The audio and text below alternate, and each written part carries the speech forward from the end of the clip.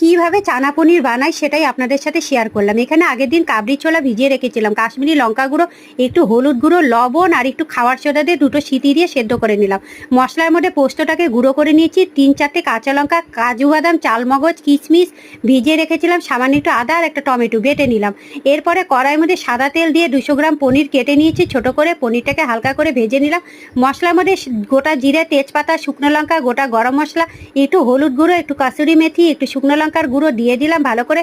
তারপরে কাজু বাদাম চালমগজ বাটা পেস্টটা দিয়ে একটু সামান্য একটু মিক্সিটা ধুয়ে জল দিয়ে দিলাম, দিয়ে ভালো করে এটা কষিয়ে নিতে হবে। সামান্য একটু জিরে গুঁড়ো দিয়ে দিলাম, একটু ধনে গুঁড়ো দিয়ে দিলাম আর সামান্য একটু লবণ আর চিনি দিয়ে ভালো করে মশলা থেকে তেল ছেড়ে আসা অবধি ঢাকা দিয়ে দিলাম। মশলা থেকে তেল ছেড়ে এসেছে, ছোলাটাও ভালো মতো সেদ্ধ হয়ে গিয়েছে। এরপরে ছোলাটা জল সমেত ওই মশলার মধ্যে দিয়ে ভালো করে কষিয়ে জল দিয়ে ঢাকা দিয়ে দিচ্ছিলাম, সাথে পনিরটাও দিয়ে দিলাম। এবার আমি একটু গরম মশলা গুঁড়ো আর একটু ঘি দিয়ে লুচির সাথে খেয়ে নিই।